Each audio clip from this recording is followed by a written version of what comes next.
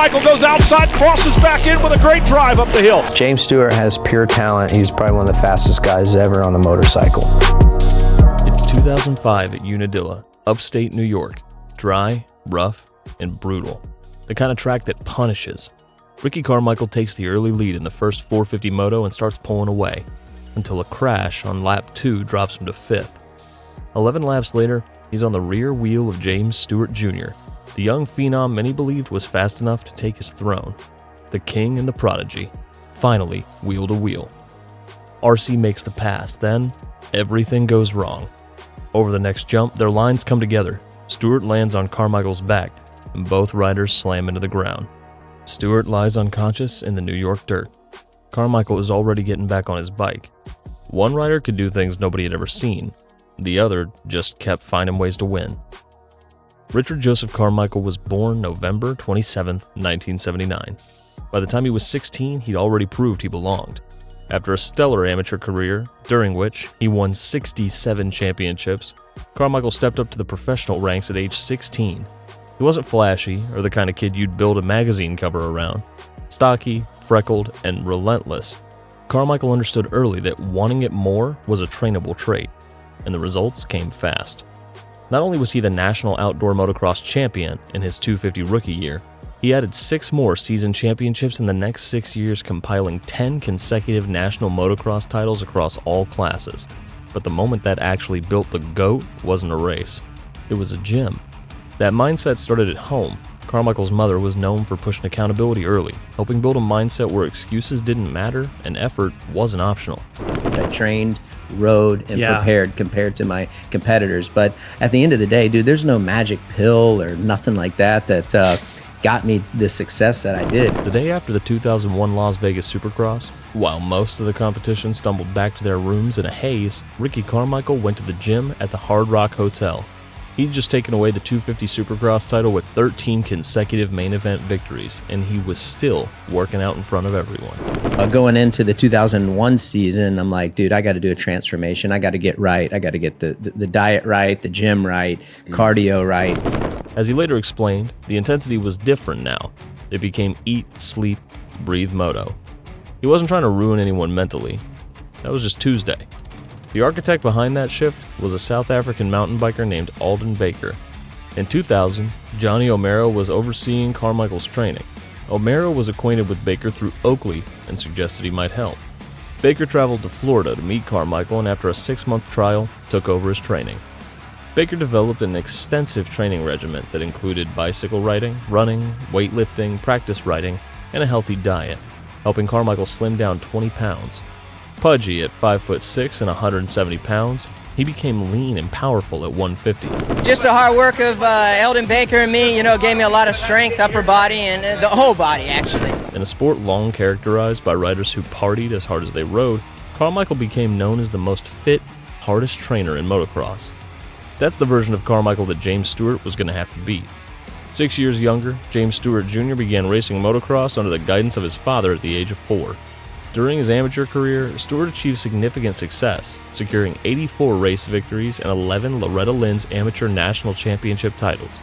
The hype around Stewart turning pro was unlike anything the sport had seen. His 125 career was the single most dominant in history, winning both the East and West region crowns in AMA Supercross and a pair of AMA Pro Motocross titles, where he won 28 of his 31 starts in the division, a record poised to never be broken. He won 82% of the races he entered during his 3 years in the 125 class. He did it on a 125 two-stroke, often beating riders on more powerful four-strokes. The number doesn't make sense until you watch the footage. Then it makes complete sense. Nicknamed Bubba, Stewart wasn't just faster than most riders. He made their idea of fast look outdated. James Stewart, okay, he is a guy that if you go fast, he's going to go fast. If I ride out of my comfort zone, he's going to ride out of his comfort zone. At the 2003 Budds Creek National, he unveiled what became known as the Bubba Scrub, attacking jumps in a way most riders had never seen. It wasn't just flashy or different. It changed what riders thought was possible. Guys who'd spent years mastering traditional technique were suddenly watching a teenager throw the bike sideways, stay lower, carry more speed, and rewrite what fast even looked like. His best lap time at Budds Creek that day came in the first moto, a 2:20, faster than 250 class winner Ricky Carmichael's fastest time by half a second. He was still on a 1:25. As he transitioned into the Premier class, Stewart had earned the moniker fastest man on the planet thanks to his seemingly unlimited level of talent. And this wasn't just a rivalry between two riders who happened to be fast. Both were Florida kids, and they'd known each other long before they were battling for championships. There was real respect there, which made what came next feel more personal. The sport was waiting for the collision. Everyone could feel it coming. Carmichael entered the 2005 Supercross season facing something unfamiliar, real pressure from multiple directions. After missing most of the prior Supercross season with a knee injury, he was now adjusting to a new team at Suzuki. In what was projected as the perfect storm, James "Bubba" Stewart made his debut in the Premier 250 class along with perennial contenders Chad Reed and Kevin Winham. RC versus Bubba, finally. Except Stewart didn't get what he wanted. Surprisingly, Stewart struggled in his rookie 450 Supercross season. He crashed during practice at the second race of the year in Phoenix and broke his left forearm. The injury put him out of action for 2 months. Carmichael regained the Supercross title with 7 wins, holding off Reed and Winham in the process. When the series moved outdoors, everyone wanted to see if Stewart could match RC outdoors. Stewart struggled with a mysterious illness in his first 450 National at Hangtown. Finishing 6th in the first moto, he pulled out of the second. Still, Stewart was the first rider in years to put serious pressure on Carmichael. It felt like only a matter of time before Stewart started taking wins from RC. Carmichael understood it better than anyone. Stewart wasn't just another fast rider coming up through the ranks. His raw speed was different, explosive enough that RC knew one small mistake could be the difference between leading and watching Bubba disappear. Then came Unadilla.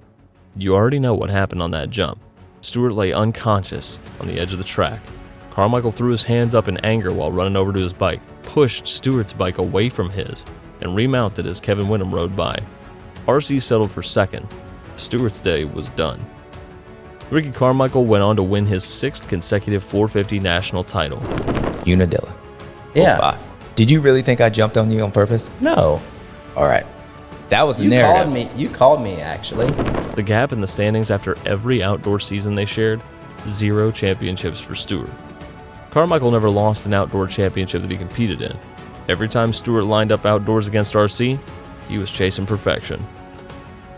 2006 was what everyone had actually been waiting for. Stewart was healthy, armed with Kawasaki's brand new KX450, his first proper 450 for Supercross.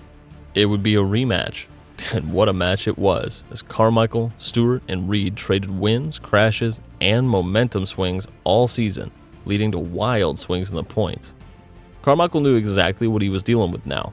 Stewart's speed wasn't hype anymore. If Bubba got out front and stayed upright, even RC knew catching him could become impossible. The 2006 Supercross season turned into a war.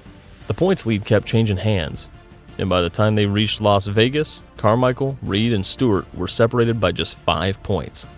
After 15 rounds, the championship came down to one night in Las Vegas. 39,000 fans packed Sam Boyd Stadium. The 2006 Las Vegas SX was likely one of the most anticipated races in Supercross history. Carmichael and Reed entered Las Vegas tied at 316 points, with Stewart just 5 back. 3 riders, 1 title. Stewart needed a win and help, while Carmichael and Reed knew every position mattered. From the moment the gate dropped, the pressure was brutal. Stewart went wire to wire for his 8th win of the season, but RC never gave him the opening he needed.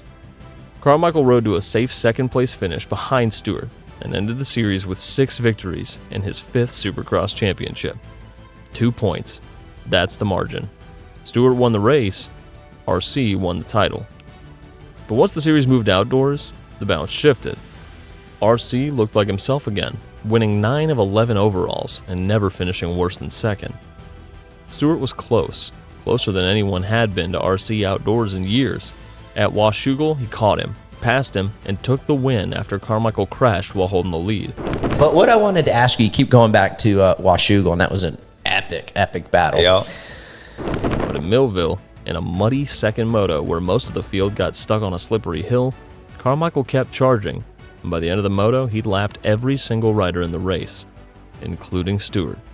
The best battles of the Carmichael and Stewart rivalry took place in 2006, and when the season was over, RC was still the one holding the number 1 plate. At his best, Stewart had a level of speed even RC had to respect, and that wasn't hype. Across his Supercross career, Stewart won nearly half the main events he lined up for, a number almost impossible to comprehend in a sport this unforgiving. So why didn't it translate into more championships? How did RC, older and supposedly past his peak, keep finding ways to beat him? That was part of what made Stewart so dangerous and so vulnerable. Bubba rarely looked content managing a race or settling for second. He wanted to break people, gap them, and make the result feel undeniable. But that mindset came with a cost. The closer he rode to the limit, the more often he stepped over it.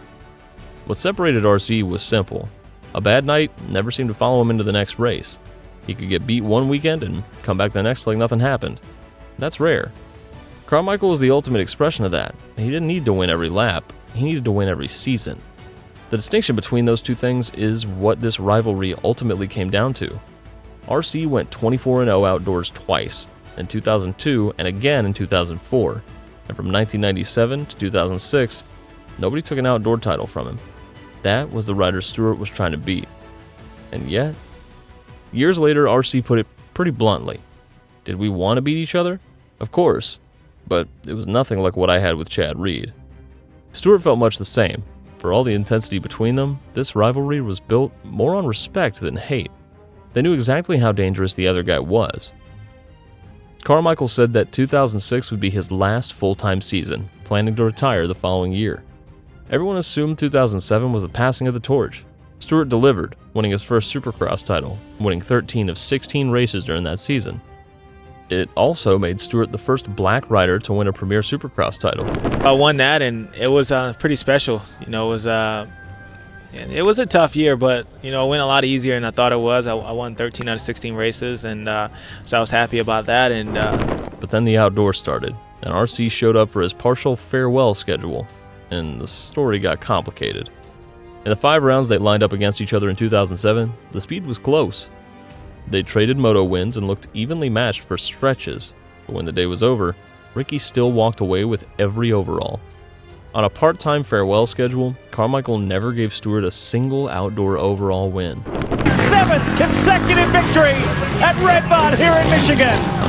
He doesn't. Absolutely. It was hard. I thought it would have gone a lot smoother, but hey, James stepped it up, and just super pumped to get a win. When the GOAT took his leave and Stewart inherited what appeared to be a straight shot at the title, he crashed himself out of Unadilla in practice, then wrenched his knee at Washougal, and his season was over. Grant Langston, who barely raced a lap all summer, took the outdoor title.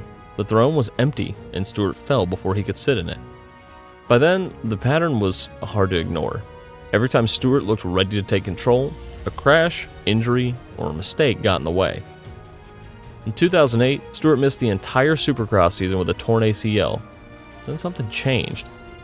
During his recovery, he brought in Alden Baker, the same trainer who had helped transform Ricky Carmichael from a naturally gifted champion into the most disciplined rider the sport had ever seen. When Bubba returned to the outdoor season, he looked different. Not faster, different. Stronger, sharper, but more controlled. The raw speed had always been there. What looked different now was the restraint around it.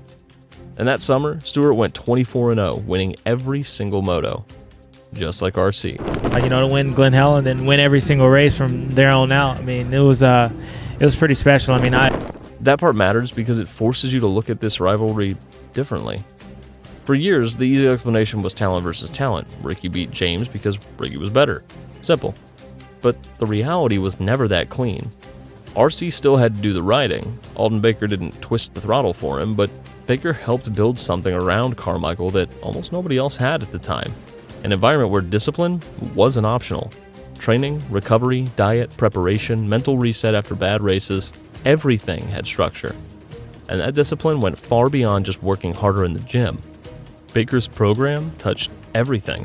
Road cycling to build endurance, structured practice riding instead of just turning laps, recovery protocols, nutrition, sleep, even how riders mentally reset after a bad race. That may sound normal now, but at the time it wasn't. Motocross still had plenty of riders relying mostly on talent, toughness, and sheer bike time. Carmichael helped drag the sport into a more professional era, where preparation off the bike started mattering almost as much as speed on it. That's part of what made Baker such a force. He wasn't just building fitter riders, he was building riders who could hold elite performance longer, recover faster, and make fewer mistakes when fatigue started setting in. And that mattered because Stewart's biggest battle was rarely raw speed. It was control. It was converting breathtaking speed into championships. Remember, Bubba was never content managing a race or settling for second. He wanted to break people, demoralize them, and that mindset made him terrifying when it worked, but it also made him vulnerable when it didn't. Carmichael approached racing differently. Again, he didn't need to win every lap. He needed to win every season. And I mean, that sounds simple until you watch how elite riders actually race. Racing rewards emotion, ego, pride. One mistake turns into forcing the next corner, the next jump, the next pass. Stewart often answered pressure with more throttle. Carmichael usually answered it with patience. Over a full championship, that difference becomes enormous. From 2000 to 2020, riders training under Baker won 15 of 21 Supercross championships and 14 of 21 outdoor titles. And those numbers are hard to ignore. Baker's program didn't create talent. It amplified riders who were willing to surrender everything to consistency. And Stewart finally bought into that. The result was immediate. He never lost a moto all summer. Stewart still finished his career with 98 combined wins across Supercross and Motocross, a number most riders would dream about and never come close to touching. And that's what made his career so fascinating. For someone who won that much, it still somehow felt like there was more in there. That's what makes Stewart such a complicated legacy inside motocross. Most riders with 98 major wins get remembered as untouchable legends with nothing left to prove. Stewart somehow became something rarer. A legend people still talk about with unfinished sentences. Fans don't argue whether Bubba was great, they argue about how much greater he might have been. What if the injuries were fewer? What if the crashes were cut in half? What if the version of Stewart that showed up in 2008 had arrived 3 or 4 years earlier? Those questions have never really gone away because everyone saw the ceiling. Very few riders in history have made other elite professionals look slow. Stewart did that often enough that people still struggle to reconcile the talent they watched with the championships he actually finished with. By the time Carmichael retired, he had 15 AMA championships and 150 career wins across Supercross and Motocross. He went 24-0 outdoors twice. Nobody had built a resume like that. For many people, he's still the benchmark. Maybe that's why this rivalry still gets debated the way it does. The championships say one thing, the eye test says another. RC beat Stewart every season they raced head-to-head, and that's what matters. But anyone who watched them both in their prime knows this rivalry was never as simple as talent versus results. That rivalry didn't just shape championships either. It changed their relationship. Years of competing against each other created distance between them. When they finally talked openly about it years later, there was still real respect there, along with some old hurt. And that distance wasn't built overnight.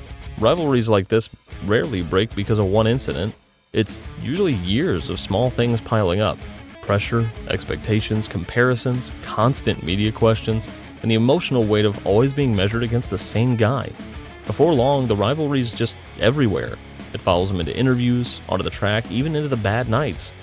That kind of pressure changes relationships, even when respect never fully disappears. For RC and Stewart, the competition became so big that it eventually swallowed much of the friendship underneath it. These days, both help call the races, and maybe that's the strangest part of all. Carmichael gave motocross its benchmark. Stewart gave it one question nobody has ever fully answered. Maybe the real question isn't who was faster, it's whether anyone was ever beaten RC when a championship was on the line. Thanks for watching, and stay wicked.